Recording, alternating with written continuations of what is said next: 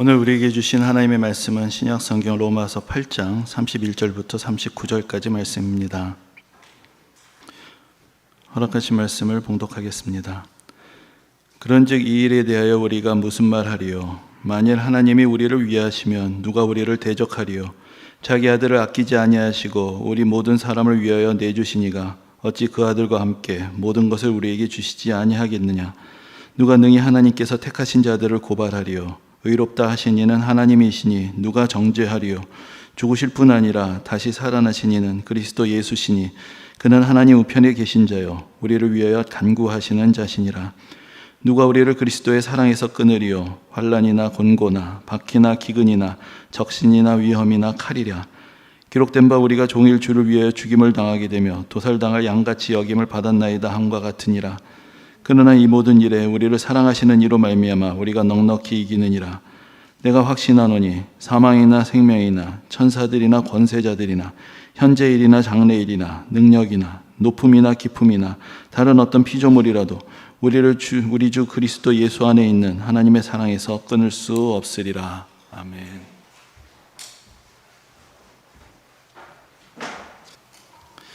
예전에 전도사 시절에 한 번은 어느 성도님과 함께 이제 신앙 상담을 하게 되었던 적이 있습니다. 근데 이러저러한 삶의 고민을 안고 찾아오셔서 답답한 마음을 이야기하시는데 저로서는 나름은 최선을 다해서 위로도 해드리고 조언을 해드렸습니다.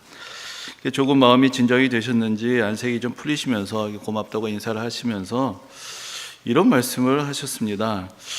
그런데 전도사님은 아직 나이도 젊은 분이 이런 걸 어떻게 아세요? 그런 이야기를 하셨습니다. 사실 제가 뭘 알았겠습니까? 인생이 뭔지도 모르고 그건 그때도 모르고 지금은 더 잘 모릅니다. 다만 다소간 위로가 될 수 있었다면은 그것은 제가 제 얘기를 한 것이 아니라 그야말로 아는 게 없으니까 그냥 성경에 있는 이야기를, 하나님의 말씀에 써 있는 이야기를 그냥 전해드렸던 것뿐입니다. 인생의 경험으로 말하자면 그 성도님이 저보다도 더 많은 경험을 했고 어떻게 보면 신앙의 연륜도 더 오래되었을 것입니다. 하지만 자신의 문제 속에 갇혀 있을 때는 하나님의 말씀이 잘 들리지가 않기 때문에 저는 그저 제가 아는 대로 또 기억이 나는 대로 성경 속에서 교훈을 찾아서 전해드리고자 했을 뿐입니다. 근데 어떻게 생각하면 지금은 그때보다 더 잘 모르겠다라는 그런 생각이 들 때가 있습니다. 그때는 그래도 신학교에 들어간 지 얼마 되지 않았을 때였고 그래서 이 세상을 이렇게는 살 수 없다라는 그런 고민과 결단도 있었고 하나님이 나를 부르신다는 확신도 있었고 복음을 전해야 되겠다는 열정이 더 확실하게 있었던 때입니다. 그래서 여러분들 제가 가끔 말씀을 드리지만 그래서 다니던 회사도 때리치고 선교한다고 중국도 가고 하나님의 말씀을 더 알고 싶어서 신학교도 가고 뭔가 마음에 붙어있는 불을 어떻게 할 수 없어서 지냈던 그런 시절이 있었습니다. 근데 시간이 지났습니다. 그때로부터 벌써 20년 이상의 시간이 지났습니다. 그동안 여러 가지 인생의 경험도 더 많이 했습니다. 결혼도 했고 자녀도 갖게 됐고 이러저러한 일들도 겪게 되었고 사역의 경험도 더 많아졌습니다. 하지만 스스로 질문해 봅니다. 그러면 그만큼 영적으로 더 성숙해졌는가? 내 신앙은 더 깊어졌는가? 더 큰 믿음의 확신에 이르게 되었는가? 글쎄요, 대답하기가 쉽지 않습니다. 시간이 지나면 지날수록 간단한 문제에도 대답하기가 쉽지 않습니다. 세상은 더 복잡하게 보이고 진리는 더 멀게 느껴지기도 합니다. 현실에 대해서 뭔가 좀 더 알 것 같기도 한데 그 현실을 해결하는 방법에 대해서는 점점 더 멀어지는 것 같습니다. 오히려 옛날에는 별로 아는 것도 없고 경험한 것도 없기 때문에 그냥 성경만 믿었고 성경 말씀대로 살면 된다라는 의지도 더 강했습니다. 그때는 모든 것이 더 분명하게 보였고 세상은 더 단순하게 보였고 무엇을 어떻게 할지도 더 확실하게 느껴졌습니다. 근데 시간이 지나니까 점점 더 흐릿해지는 것 같고 대답도 더 복잡해지고 그러다 보니까 설교도 더 어려워지고 있는 것이 아닌가라는 그런 반성을 해보는 것입니다. 그러면서 다시 질문을 해봅니다. 좀 뜬금없는 질문이지만 그러면 더 행복해졌는가라는 그런 질문을 다시 해봅니다. 경험도 더 많이 했고 인생에 대해서 더 많이 알았고 그래서 이 세상을 어떻게 살아가야 하는지 세상적인 지혜도 더 많아졌는데 그러면 더 행복해졌느냐라는 것입니다. 세상이 더 복잡하게 보일수록 사실 행복은 더 멀어져 갑니다. 눈에 보이는 것이 더 많아지고 생각하는 것이 더 많아지고 기대하는 것이 더 많아지고 그러면서 해야 할 일은 더 늘어나고 인생은 더 복잡해지고 그러면서 행복은 더욱더 희미해지는 것입니다. 어떻게 생각하면 쓸데없는 것만 더 많이 알고 쓸데없는 생각 더 많이 하고 이 쓸데없는 잔머리, 잔재주만 인생에 대해서 늘어났던 것은 아닌가, 그런 생각을 하게 됩니다. 인생의 과제, 신앙의 과제라는 것은 어떻게 하면은 점점 더 늘어가는 이 인생의 잔가지들을 다시 쳐낼 것인가, 그래서 다시 좀 더 가치 있고 본질적인 일들에 집중하고 흩어져가는 마음들을 다시 모으고 매 순간 매 순간을 조금 더 충만하게, 조금 더 진실하게, 조금 더 보람 있게, 조금 더 의미 있게 한 걸음 한 걸음 갖고 가야 하는 것은 아닌가, 이제 그런 질문을 해봅니다. 오늘 본문의 말씀은 로마서에서, 아니 어떤 면에서 보면 성경 전체에서 가장 감동적이고 은혜로운 말씀 중에 하나라고 할 수 있습니다. 하나님의 사랑이 어떠한 것인지에 대해서 가장 놀랍게 고백하고 있는 그 고백의 음성을 듣게 되기 때문입니다. 하지만 어떤 면에서는 또 가장 이해하기 어렵고 낯설게 느껴지는 말씀이기도 합니다. 그것은 바울이 가르쳐주고 있는, 여기서 선언하고 증언하고 있는 이 하나님의 사랑, 그 하나님의 사랑을 경험하고 하나님의 사랑이 우리에게 나타나는 그 방식이 우리가 기대하는 것, 우리의 상식과는 너무나 다르기 때문입니다. 바울은 오늘 본문에서 고난을 통해서 경험하고 확증이 되는 그런 하나님의 사랑에 대해서 이야기를 하고 있습니다. 올해 계속해서 로마서를 묵상을 하고 있고 또 바울에 대해서 여러 가지로 계속 생각을 해봅니다. 그러면서 자꾸 느끼게 되는 것이, 바울이야말로 요즘 소위 요즘 그런 말들 종종 쓰는데 넘사벽이구나, 이제 그런 생각이 들 때가 있습니다. 넘사벽에, 넘을 수 없는 벽이다, 이게 줄임말로 그런 말을 종종 쓰는데 정말로 나하고는 다른 차원에 있다라고 할 때 이제 그런 말을 쓰는 것 같습니다. 그러니까 바울이야말로 그렇구나라는 그런 생각이 들고 좀 기가 죽을 때가 있습니다. 어떻게 세월이 지날수록, 많은 고난을 당할수록 믿음이 흔들려지지 않고 더 깊은 확신 가운데 나아갈 수 있었을까? 과연 그 비결이 무엇인가? 내가 그 비결을 알아야 나도 뭔가 내 인생에서 한 걸음 더 나아갈 수 있을 텐데 하는 그런 질문을 갖게 되는 것입니다. 이 하나님의 사랑, 하나님이 우리를 사랑하신다라는 진리는 성경의 가장 핵심적인 주제이면서 또한 기독교 신앙의 가장 독특한 가르침이기도 합니다. 이 세상에 많은 종교가 있고 여러 사상들이 있지만 이 세상 다른 그 어디에도 하나님이 우리를 사랑하신다는 것, 우리를 사랑하는 하나님이 계시다는 것, 그것을 가르쳐주는 책, 그런 종교, 그런 사상과는 없습니다. 여러분들은 하나님이 여러분을 사랑하신다는 것을 언제, 어떻게 경험하셨습니까? 그리스도인이란 어떤 사람들인가? 어떤 면에서 생각해 보면 삶의 모든 순간에서 하나님의 사랑을 경험하고 확신하며 그 사랑 안에서 살아가는 사람이다, 이렇게도 표현할 수 있을 것입니다. 이렇게 말씀드린 것이 좀 어폐가 있는 것 같지만 저는 종종 이런 생각들을 해봅니다. 진짜 그리스도인이 있고 어쩌면 가짜 그리스도인도 있다라는 그런 생각을 해보는 것입니다. 진짜 그리스도인은 어떤 사람입니까? 진짜 그리스도인은 하나님의 사랑을 확신합니다. 나 같은 죄인을 사랑하신 하나님의 은혜의 빛을 경험합니다. 그래서 그 사랑 안에서 삶의 모든 것들을 해석하고 이해하고 받아들이고 섬기고 실천합니다. 그리고 그 가운데 더 깊은 확신에 이르게 됩니다. 하지만 가짜 그리스도인은 하나님의 사랑을 알지 못합니다. 여전히 여기저기서 기웃기웃하면서 하나님의 사랑의 증거들을 찾아보지만 실망스럽기만 합니다. 하나님이 나를 사랑하신다는데 왜 내 삶에는 이런 일들만 가득한지 이해할 수가 없습니다. 어떻게 하나님이 나 같은 사람을 이렇게 대우하시는지 도무지 마음에 들지를 않습니다. 그 차이는 신앙이 어떤 전제 위에 서 있느냐에 있을 것입니다. 신앙의 주제가 예수 그리스도에게 있느냐, 아니면 신앙의 주제가 내 자신이고 내 자신의 인생인가에서 갈라지게 되는 것입니다. 오늘 본문 31절에서 바울은 만일 하나님이 우리를 위하시면 누가 우리를 대적하리요라고 그렇게 반문합니다. 이 우리를 위하여라는 말은 복음의 진리를 가장 핵심적으로 가장 간결하게 표현한 말 중에 하나입니다. 거룩하고 전능하신 하나님이 우리에게 하나님을 위해서 무엇을 해야 하는지를 요구하시는 것이 아니라 하나님이 먼저 우리를 위하여 모든 일을 행하셨다는 것을 알려주십니다. 그래서 이것을 우리가 복음이라고, 기쁜 소식이라고 부르는 것입니다. 바울은 우리가 비록 죄인이고 연약하고 불완전한 존재이지만 이제 하나님이 우리를 위하신다는 것, 하나님이 우리 편에 서신다는 것이 분명하게 나타났기 때문에 그래서 어느 누구도 이제 우리를 대적할 수 없다라고 그렇게 선언합니다. 그리고 이 32절에서는 하나님이 우리를 위하신다는 그 증거가 무엇인가, 누구도 대적할 수 없게 확실하게 나타났다는 그 증거가 무엇인가, 그래서 구체적으로 이렇게 말합니다. 자기 아들을 아끼지 아니하시고 우리 모든 사람을 위하여 내어주신 것이다. 자기 아들을 아끼지 않고 모든 사람에서 내어주신 것에서 하나님의 사랑이 확실하게 나타났기 때문에 우리가 더 이상 하나님의 사랑을 의심할 수 없고 그 어떤 것도 하나님의 이 사랑을 방해하고 끊을 수 없다라고 그렇게 고백하고 있는 것입니다. 바울은 이미 로마서 5장 8절에서도 이렇게 말씀한 바가 있습니다. 우리가 아직 죄인 되었을 때 그리스도께서 우리를 위하여 죽으심으로 하나님께서 우리에 대한 자기의 사랑을 확증하셨느니라, 이렇게 선언했습니다. 예수 그리스도께서 우리를 위해 죽으신 것이 바로 하나님의 사랑의 확증이었다고 그렇게 말하고 있는 것입니다. 여기서 자기 아들을 아끼지 않고 내어주셨다라는 그런 말씀은 우리에게 창세기 22장의 사건을 떠올리게 합니다. 이 창세기 22장에서 하나님은 아브라함에게 그의 아들 이삭을 바치라고 그렇게 말씀을 하셨습니다.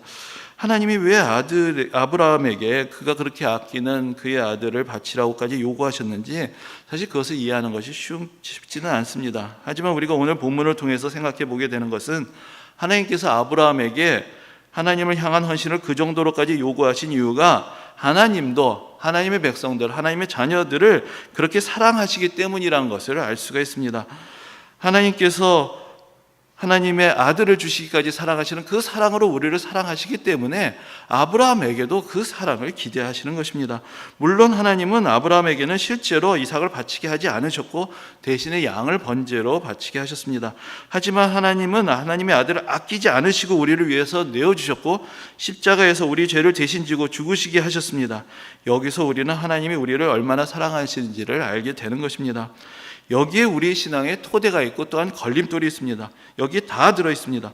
바울은 하나님의 사랑이 예수 그리스도 안에서 분명하게 나타났다고 고백하고 있는데 그 고백을 그대로 받아들인다면 여기에 우리가 흔들릴 수 없는 신앙의 토대를 쌓게 됩니다.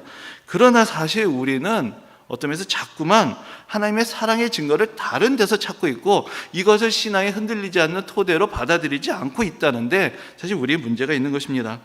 진짜 그리스도인은 나 같은 죄인을 위해 돌아가신 예수 그리스도의 십자가의 희생에서 하나님의 사랑의 확증을 얻고 그 사랑으로 만족하고, 그래서 이 세상에서 어떤 일들이 닥치더라도 그 사랑을 의심하지 않고 그 사랑에 의지해서 살아갑니다. 하지만 가짜 그리스도인들은 그 사랑이 뭔지를 알지 못하고 여전히 다른 데서 사랑의 증거들을 찾고 작은 고난과 어려움에서도 신앙의 시험에 들고 왜 나 같은 사람을 하나님께서 이 정도로밖에 대우하시지 않는지, 왜 나의 기도를 외면하시는지 원망과 불만을 가지고 살아가게 되는 것 아니겠습니까? 우리는 하나님의 사랑이 나타난다면 뭔가 이 세상에서 우리에게 실제적인 유익을 손에 쥐어지시는 것을 통해서 나타나게 되기를 기대합니다. 근데 바울이 앞에서 32절에서 자기 아들을 아끼지 아니하시고 우리 모든 사람을 위해서 내어주셨다라고 말씀하면서 이런 얘기를 합니다.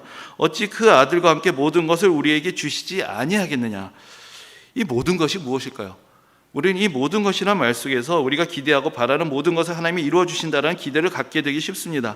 그리고 31절에서도 만일 하나님이 우리를 위하시면 누가 우리를 대적하리요 고백했던 것처럼 우리 인생을 회방하고 어렵게 할 사람이 없다라는 그런 약속으로 이해할 수도 있습니다. 그런데 바울은 우리의 기대와는 달리 전혀 다른 차원에서 하나님의 사랑, 예수 그리스도의 사랑의 증거를 우리에게 또다시 제시하고 있습니다. 35절에 보면은 바울이 어떤 생각을 가지고 이 모든 것을 주신다라고 이야기하고 있는지 그것을 우리에게 분명하게 가르쳐 줍니다. 과연 그가 생각하는 예수 그리스도의 사랑의 증거는 무엇인가? 그는 이렇게 말합니다. 우리에게 닥치는 환난이나 곤고나 박해나 기근이나 적신이나 위험이나 칼이랴라고 그렇게 이야기를 하고 있습니다. 그래서 적신이라는 것은 벌거벗었다라는 것인데 헐벗고 굶주리는 그런 삶을 표현하는 것입니다. 그리스도께서 우리를 사랑하시기 때문에 이런 일들이 우리에게는 전혀 나타나지 않는다라고 말하는 것이 아니라 이런 일들이 닥친다 하더라도 그리스도의 사랑에서 끊어지는 것이 아니고 오히려 이런 일들이 우리를 사랑하시는 하나님의 사랑을 더욱더 확실하게 체험해주는 계기가 된다라고 그렇게 이야기를 하고 있습니다. 전에 한번 제 설교 시간에도 영상으로 소개해드린 적이 있는데 미국의 저명한 과학자이며 그리스도인인 프랜시스 콜린즈라는 분이 계십니다. 근데 그가 이제 과학도 하나님의 말씀을 이 세상 가운데 드러내신 하나님의 언어다. 그래서 이제 신의 언어라는 책을 저술을 했습니다. 거기서 이제 과학과 신앙의 관계, 또 그 개인의 어떤 믿음의 고백들을 잘 담고 있는데 그 책 가운데 이런 내용이 나옵니다. 그가 처음에 이제 의학을 공부를 하고 의사로서 환자들을 진료하던 시기가 있었습니다. 그러면서 그가 그때 만났던 그리스도인들, 또 그들로부터 받았던 도전, 그래서 자기가 어떻게 회심에 이르게 되었는가, 거기에 대한 그 경험을 이렇게 회상을 합니다. 선량한 노스캐롤라이나 사람들의 머리맡에 앉아 그들과 대화를 나누면서 가장 인상 깊었던 부분은 그들 다수가 경험한 영적인 세계였다. 나는 환자들이 이승에서든 저승에서든 신앙의 힘으로 궁극적인 평화라는 커다란 위안을 얻는 광경을 무수히 목격했다. 대개는 아무런 잘못도 없이 극심한 고통에 시달리는 사람들이었다. 신앙이 심리적 버팀목이 되었다면 대단히 강력한 버팀목임에 틀림없었다. 그렇지 않고 신앙이 문화적인 전통의 허식에 불과하다면 왜 이들이 하나님을 향해 주먹을 휘두르지 않는가? 제발 사랑스럽고 자비로운 초자연적인 힘이 있다 어쩌고 저쩌고 하는 친구와 가족들의 입을 틀어막아 달라고 왜 말하지 않는가? 내가 가장 당혹스러웠던 순간은 치료불능의 심각한 급성 편도염으로 날마다 고통에 시달리는 한 할머니가 내게 종교가 뭐냐고 물었던 때다. 지극히 점잖은 질문이었다. 우리는 삶과 죽음에 대해 중요한 많은 이야기를 나누었고 독실한 그리스도교 신자인 할머니는 나에게 당신의 신앙을 이야기했다. 나는 얼굴을 붉히면서 확신이 가지 않습니다 라고 더듬거렸다. 할머니의 노골적인 놀라움은 내가 거의 26년 동안 회피해온 난처한 문제를 끄집어내었다. 나는 믿음을 찬성하거나 반대하는 근거에 대해 한 번도 심각하게 고민한 적이 없었던 것이다. 이때 일은 며칠을 두고 나를 괴롭혔다. 나는 스스로를 과학자라고 생각하지 않았던가? 과학자가 자료를 검토하지 않고 결론을 내리는 경우도 있었던가? 인생에서 신이 존재하는가라는 질문보다 더 중요한 질문이 있을까? 오만이라고 밖에는 달리 적절히 묘사할 말이 없는 그 무엇과 적극적인 묵인이 합쳐져 나는 이제까지 신이 실제할 수도 있다는 가능성을 심각하게 고민하기를 꺼렸다. 갑자기 내 모든 주장이 얄팍해 보였고 발밑에서 얼음이 깨지는 것을 느꼈다. 이렇게 고백하는 대목이 있습니다.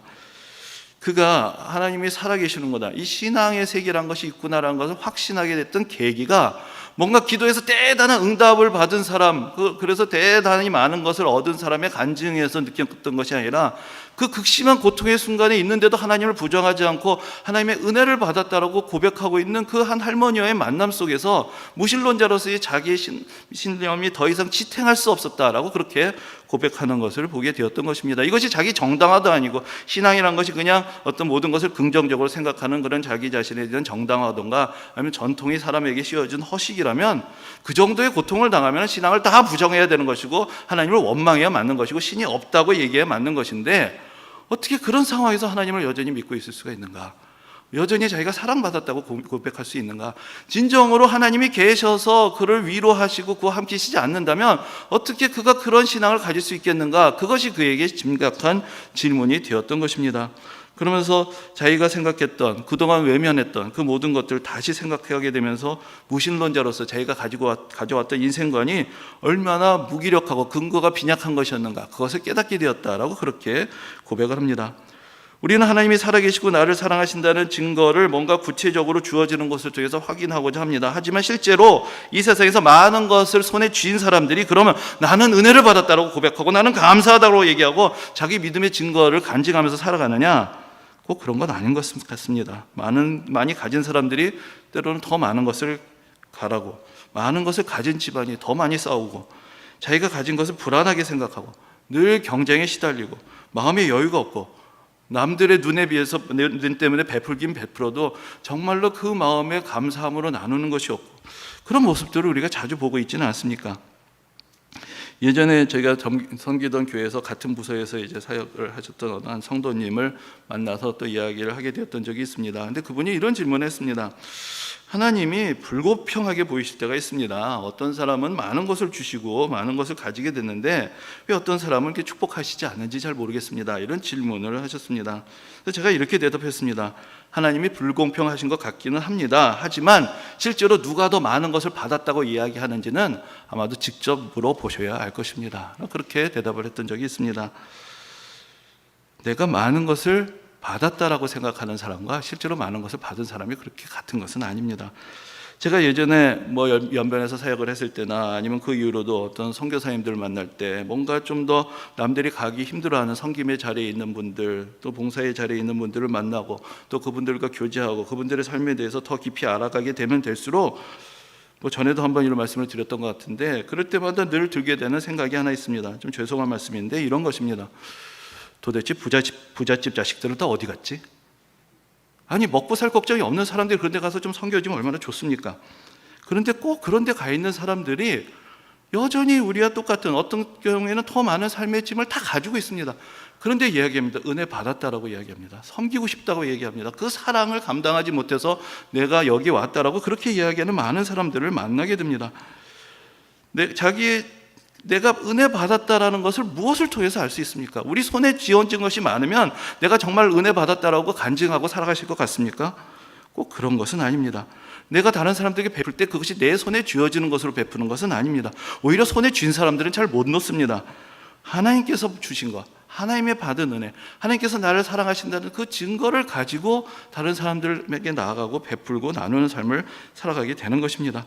세상적으로 볼 때 많은 것을 가진 사람들도 그 마음에 예수 그리스도가 계시지 않으면 마음에 큰 허무한 어둠의 구멍이 뚫려 있는 것과 같습니다. 그래서 그들이 가진 것보다는 더 큰 결핍, 허무함, 공허함을 느끼게 되는 것입니다. 그러나 세상적으로 가진 것이 적은 사람이라 할지라도 예수 그리스도가 그 안에 계시면 그들의 삶은 충만하고 감사가 가득 차고 넘치는 삶을 전하고자 하는 그런 열정에 사로잡히게 되는 것입니다. 기도의 응답에 대한 이야기를 할 때마다 늘 등장하는 사람이 있습니다. 이 조지 뮬러라는 사람인데, 이 사람에게는 늘 5만 번의 기도 응답을 받은 사람이라는 그러한 별명이 따라다닙니다. 여러분, 우리가 5만 번 기도 응답을 받았다면 어떻게 되겠습니까? 아니, 5만 번이 아니라 한 5번? 10번? 양보해서 한 50번? 아마 이 자리에 우리는 아무도 있지 않을 것입니다. 그런데 조지 뮬러는 5만 번의 기도 응답을 받고 어떻게 됐는가? 그가 5만 번의 기도 응답을 받았던 삶의 자리는 고아들을 사랑하고 섬기는 자리였습니다. 그 매일매일의 기도의 강구는 어떻게 오늘도 이 아이들을 먹여 살릴 것인가, 어떻게 이 아이들을 돌볼 것인가. 그가 가진 것은 아무것도 없었습니다. 매일 기도할 수밖에 없었습니다. 하나님의 은혜를 구할 때마다 하나님께서 공급해 주시고 그걸 통해서 아이들을 섬기고 사랑할 수 있었던 그 사랑의 현장이 기도의 응답의 현장이 되었던 것입니다. 그래서 그는 그 자신으로서 아무것도 가진 것이 없고 아무것도 남긴 것이 없습니다. 5만 번의 기도의 응답을 받았는데도 아무것도 갖지 않고 아무것도 남기지 않고 다 베풀고 갔던 사람이 바로 조지 뮬러였던 것이고, 우리가 그 사람을 그래서 기도의 응답을 받았던 것은 대표적인 사람으로 기억할 수 있는 것입니다. 그런 생각을 가지고 그런 삶을 살았기 때문에 하나님의 은혜와 사랑을 더 많이 경험할 수 있었다라는 것을 우리가 분명하게 기억해야 할 것입니다. 이런 진짜 그리스도인들이 있었기 때문에 하나님께서 살아계시는 증거, 하나님께서 우리를 사랑하시는 증거들을 보여주는 사람들이 있었기 때문에 기독교의 역사가 2000년을 이어올 수가 있었던 것입니다. 오늘 본문에서 바울이 열거하고 있는 여러 일들을, 정말로 환난과 핍박과 박해와 적신과 그런 굶주림과 그런 모든 고난, 그 죽음 앞에까지 나가는 그런 삶은 바울이 실제로 복음을 전하면서 다 이미 겪었던 일들입니다. 그것이 바울에게 시험거리가 되고, 내가 왜 예수를 믿고 이렇게 예수 그리스도에 위해서 헌신하는데 왜 이렇게 나에게 이런 삶이 다가오느냐? 바울은 그렇게 생각하지 않았습니다. 바울은 내가 예수 그리스도를 믿기에 이 세상에서 고난을 당하는 것이고, 그것이 바로 자기 자신이 하나님의 선택을 받고 부르심을 받은 증거고, 바로 하나님의 사랑에 붙들려 있기 때문에 나의 삶에 이런 일이 일어난다라고 그렇게 고백하고 있었던 것입니다. 그러므로 바울에게 중요했던 것은 왜 인생에 고난이 닥쳐오느냐 아니냐의 문제가 아니라 그런 고난을 내가 어떻게 이겨내느냐의 문제였습니다. 그리고 그는 37절에서 이 모든 일에 우리를 사랑하시는 이로 말미암아 우리가 넉넉히 이기느니라라고 그렇게 말씀합니다. 우리를 사랑하시는 분이 계시기 때문에, 그분의 사랑을 확신하고 그분이 주신 사랑의 증거에 사로잡혀 살기 때문에 이 모든 일들, 환난과 박해와 고난과 죽음까지도 이겨내고 남음이 있다라고 그렇게 말하고 있는 것입니다. 우리가 성경을 읽을 때, 또 로마서의 말씀을 묵상하면서 지금 이렇게 말씀 앞으로 가까이 나아갈 때 우리가 반드시 체크해보고 생각해봐야 될 것이 있습니다. 그것은 과연 우리의 신앙이 예수 그리스도께서 가르치시고 사도들이 전해준 그 신앙과 같은 것인가? 여기에 대해서 심각하게 질문을 하면서 우리가 하나님의 말씀을 들어보아야 하는 것입니다. 우리가 되게 하나님의 말씀을 들을 때 나는 이미 이 세상에서 많은 것을 알고 있고 내가 이미 답을 가지고 있고 요만큼 빈자리만 말씀을 가지고 채우려는 그런 유혹을 받을 때가 있습니다. 인생의 가치관도 내가 다 정했고 내가 어떻게 살아가는지도 다 내가 압니다. 내가 비었다라고 정의한 그것만 채워주시면 신앙은 할 역할을 다 하는 것이다. 그런 마음을 가지고 성경을 읽으면 아무런 음성도 들리지가 않습니다. 그러나 성경은 분명하게 우리에게 말씀합니다. 예수 그리스도께서 친히 고난을 당하셨고 사도들도 그리스도를 전하는 삶 속에서 많은 어려움을 당하면서도 우리에게 예수 그리스도의 고난을 본받는 삶을 살아간다고 그렇게 가르쳤습니다. 근데 왜 우리는 여전히 고난 없는 삶을 생각하고 어려운 일이 생기면 시험에 들고 믿음에 흔들리느냐? 이것이 사도들이 전해준 믿음과 같느냐 다르냐? 여기에 대해서 우리가 심각하게 고민을 해봐야 하는 것입니다. 우리가 가지고 있는 신앙이 어쩌면 전혀 성경적인 신앙이 아닌지도 모릅니다. 성경은 우리에게 고난의 유익을 깨우쳐주고 어떤 고난도 끊을 수 없는 하나님의 사랑에 대해서 가르쳐주고 있기 때문입니다. 바울은 로마서 8장의 이 마지막 부분, 이 38절 39절에서 이렇게 놀라운 고백을 들려줍니다. 내가 확신하노니 사망이나 생명이나 천사들이나 권세자들이나 현재일이나 장래일이나 능력이나 높음이나 깊음이나 다른 어떤 피조물이라도 우리를 우리 주 그리스도 예수 안에 있는 하나님의 사랑에서 끊을 수 없으리라. 여기에는 우리가 쉽게 이해할 수 있는 표현도 있고 좀 낯선 표현들도 있지만, 여기서 말하는 모든 이야기들은 이 삶의 모든 영역, 모든 차원을 이야기하는 것입니다. 사나 죽으나, 우리가 이 세상에 어디에 속해 있나, 이 우주 공간 어디에서나 또 우리를 적대하는 어떤 영적인 세력이 있고 우리를 방해하는 어떤 힘이 있다고 할지라도 결코 끊어지지 않는 하나님의 사랑에 대한 확신을 그는 고백하고 있습니다. 그가 이렇게 하나님의 사랑을 확신할 수 있는 것은 그가 이 세상에 벌어지는 모든 일들에 매여 있지 않기 때문입니다. 그가 구하는 그 모든 것들이 이 세상에 속해 있지 않기 때문입니다. 하나님께서 약속하신 영광스러운 미래를 바라보며 거기에서 하나님의 사랑의 확신을 얻고 있기 때문입니다. 지금도 그는 많은 어려움을 겪어왔고 앞으로도 그러할 것입니다. 현재 일도 그렇고 장래 일도 그럴 것입니다. 그는 결국은 순교자의 길을 가게 될 것도 미리 깨닫고 있습니다. 이미 받은 하나님의 사랑이 크고 앞으로 나타날 하나님의 영광에 대한 미래의 확신이 있었기 때문에 그는 그 모든 삶 속에서도 그의 삶의 영역에서 어떤 일이 일어나더라도 거기에 연연하지 않고 담담히 하나님의 부르신 삶을 향하여 또한 담대하게 나아갈 수가 있었던 것입니다. 오늘 우리에게도 이와 같은 믿음이 있어서 하나님의 사랑의 증거들을 확신하며 흔들리지 않는 믿음의 길을 가는 그런 귀한 역사가 또 이 한 주간 여러분들과 함께 하시기를 주님의 이름으로 축원합니다. 네.